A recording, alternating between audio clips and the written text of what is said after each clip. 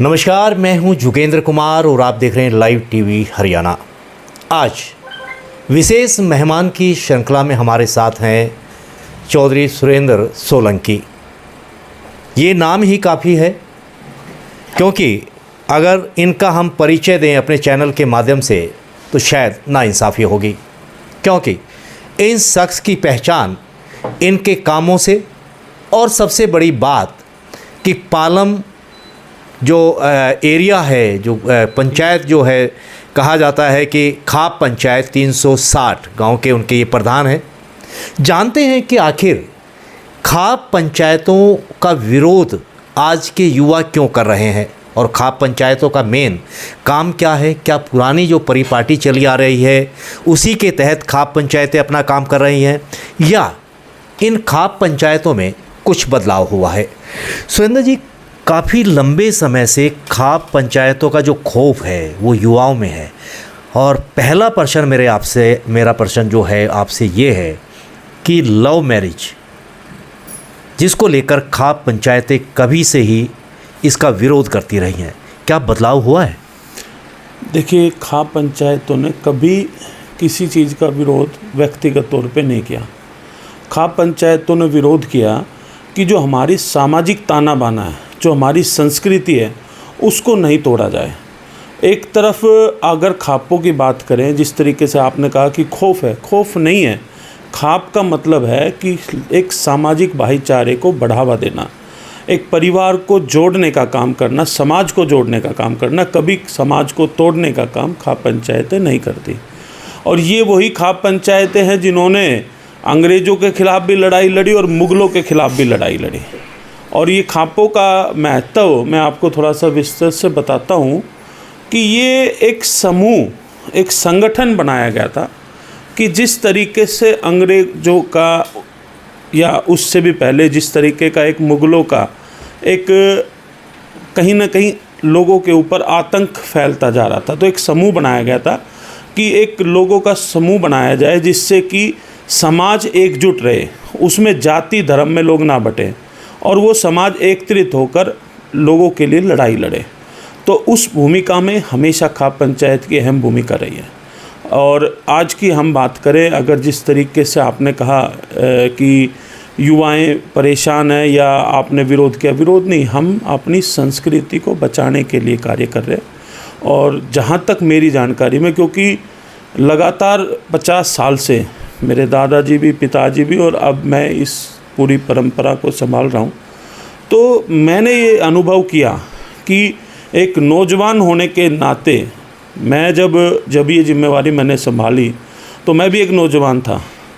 और आकस्मिक मेरे पिताजी का देहांत होने के बाद जब समाज ने ये जिम्मेवारी देने का फ़ैसला किया, तो नौजवान होने के नाते जो आपने कहा कि नौजवानों में डर है, अगर मैं खुद नौजवान था, अगर मुझे होता तो मैं ये जिम्मेवारी नहीं लेता। नहीं, देखिए, एक अहम जिम्मेदारी है। आप पालम के साथ साथ हरियाणा के और भी इलाके, माना जा रहा है कि तकरीबन 800 के तकरीबन ऐसे गांव हैं जिसकी जिम्मेदारियां आप पर हैं।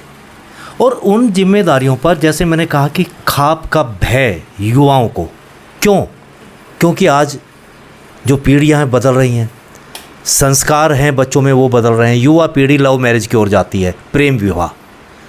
सरकार ने प्रेम विवाह को मान्यता दे दी अगर वो बालिग हैं, लेकिन खाप पंचायतें आज भी मानने को तैयार नहीं है। ऑनर किलिंग के मामले बढ़ते जा रहे हैं। तो क्या खाप पंचायत अपने माध्यम से या तो इस तरह के प्रचार प्रसार करे कि बच्चे लव मैरिज की ओर ना जाएं, या अगर वो जाते हैं तो खाप पंचायतें उनका समर्थन करें अगर बच्चे काबिल हैं? तो प्रेम विवाह को रोकने के लिए, इन विवादों को रोकने के लिए खाप पंचायत ने कितना प्रयास किया? देखिए, समय समय पर काफ़ी प्रयास हुए, और मैंने कहा कि कभी भी इस तरह के ओनर किलिंग को खापों ने बढ़ावा नहीं दिया। किसी व्यक्ति विशेष का फैसला हो सकता, लेकिन खापों का फैसला कभी ओनर किलिंग का नहीं रहा। मैं एक आपके चैनल के माध्यम से बताऊं कि अभी आपने प्रेम विवाह की बात की, तो प्रेम विवाह पर गुजरात सरकार का भी ताज़ा एक फ़ैसला आया, और गुजरात सरकार ने प्रेम विवाह के लिए माता पिता की स्वीकृति अनिवार्य कर दी है। तो अच्छी पहल है सरकार की, ये पूरे देश भर में लागू होनी चाहिए, हरियाणा में भी होनी चाहिए, दिल्ली में भी होनी चाहिए और राज्यों में भी होनी चाहिए। इसका हम स्वागत करते हैं और साथ ही साथ हम मांग भी करते हैं कि ये हर एक राज्य के अंदर इस तरह के कानून बनने चाहिए। क्यों बनने चाहिए कि जब नौजवान, एक हमारा नौजवान साथी है, जब उम्र के उस पड़ाव में है, जब उसको अपने अच्छे बुरे का नहीं मालूम, उस पड़ाव के अंदर माँ बाप या समाज का काम है उसको समझाने का। और जितने भी ये लिव इन रिलेशन के जो कानून बने या जिस तरह के जो लोग या बच्चे रह रहे हैं, उसमें मैं जिम्मेवारी के साथ कह रहा हूँ आपके चैनल के माध्यम से कि 80 से 85% वो रिश्ते ज़्यादा दिन नहीं चलते, क्योंकि उन बच्चों को अभी अपने ग्रस्त जीवन का भविष्य के बारे में ज़्यादा जानकारी नहीं होती और बाद में पछताना पड़ता है। तो समाज का या खापों का काम यही तो है कि अपनी आने वाली जनरेशन को या अपने समाज को एक दिशा देने का, और वही काम हम लोग करते हैं। अगर खाप की बात करें, क्योंकि खाप की जिम्मेदारियां बहुत होती हैं और एक अहम जिम्मेदारी सोलंकी जी आपके पास में भी है। खाप नया क्या करने जा रही है जिससे कि समाज में भी सुधार और खापों में नया आधुनिकीकरण जो है वो आए? उसके लिए मैं अपनी बात करूं, मैंने हमेशा पिछले 3 साल के अंदर जब भी हमारा नौजवान साथी कोई भी अच्छा कार्य करता, उसको प्रोत्साहन देने के लिए सबसे आगे आकर हम पहल करते हैं, उसको सम्मानित करने का काम करते हैं, जिससे कि समाज में एक दिशा और एक दशा जाए कि हाँ, कि जो व्यक्ति, जो बच्चा समाज के अंदर अच्छा काम करेगा उसको समाज प्रोत्साहित करेगा, जिससे कि और बच्चे भी उससे प्रोत्साहित होकर अपने जीवन में आगे बढ़े और सुधार लेके आएँ। और साथ ही साथ हम लोगों ने बहुत सारी चीज़ें अभी की हैं, और भी हम लोग सिर्फ खाप पंचायतों की भूमिका सामाजिक दायरे तक नहीं है, हम लोगों ने सरकार के साथ भी समन्वय कर या सरकार के खिलाफ भी लड़ाई लड़कर, विशेष तौर पर दिल्ली की बात करूं तो पिछले दिनों हमने एक आंदोलन किया और दिल्ली में तकरीबन 360 गांव हैं जो पिछले 70 सालों से दिल्ली के मूल निवासी या दिल्ली के जो ग्रामीणों की समस्याएं थी जो सरकारों ने नहीं सुनी, हमने उसकी लड़ाई लड़ी और तकरीबन 11 मुद्दे हम लेकर चले, जिसमें के 5-6 मुद्दे हमने तुरंत उसका समाधान कराया। प्रमुख तौर पर 11 मुद्दों में से कौन से थे जिनका समाधान हुआ? पहला था कि हमारी जो 1984 के बाद पंचायत के इलेक्शन बंद हो गए तो हज़ारों करोड़ रुपए हमारा पंचायतों का बैंकों में पड़ा हुआ था। वो कोई भी सरकार आई, कोई भी गई, किसी ने उसको गांव के डेवलपमेंट के लिए नहीं लगाया और वो बैंकों में था। हमने डिमांड करी और हमने दिल्ली के उपराज्यपाल और मुख्यमंत्री से मिलकर मांग रखी और दिल्ली के उपराज्यपाल ने उस पर तुरंत हमारी मांग को मानते हुए 980 करोड़ रुपए दिल्ली के गांव के लिए डेवलपमेंट के लिए पहली किस्त उसकी रिलीज़ करी। साथ साथ 400 करोड़ रुपए और एक्स्ट्रा उसके अलावा रिलीज़ किया, तो तकरीबन 1300 करोड़ रुपए के आसपास दिल्ली के गाँव को मिला, जो अभी डेवलपमेंट के काम यहाँ पर होंगे।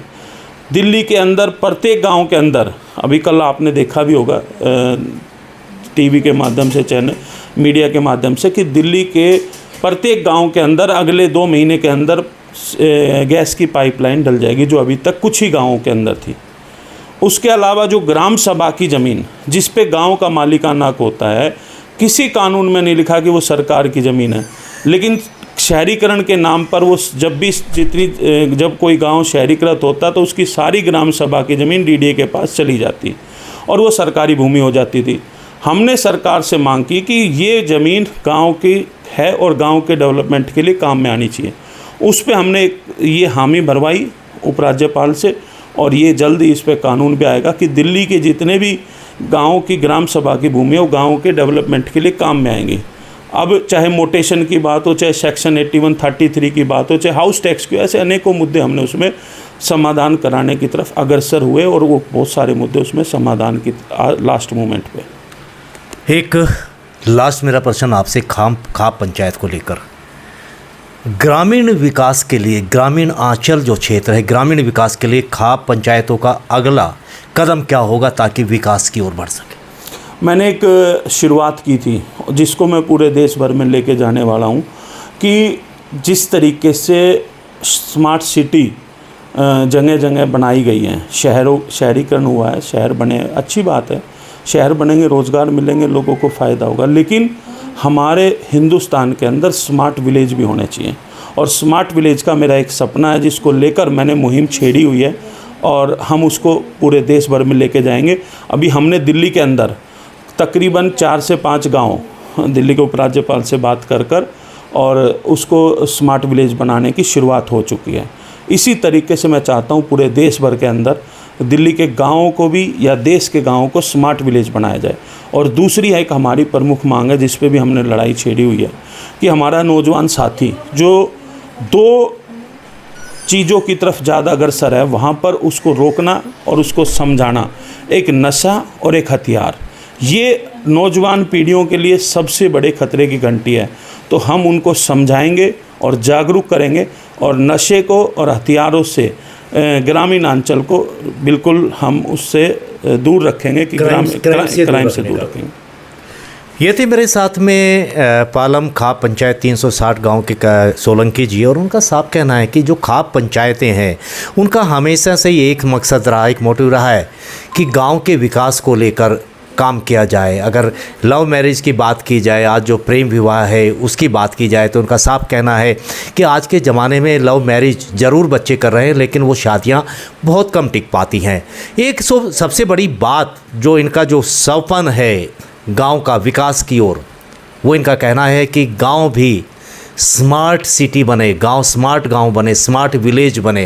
ये तमाम जो मुद्दे हैं वो इनकी योजनाओं में शामिल हैं और आज खाप पंचायतों की जो सोच है वो उन्नति की हो रही। युवाओं को लेकर उन्होंने साफ तौर पर कहा है कि युवा आज नशे की ओर बढ़ रहा है।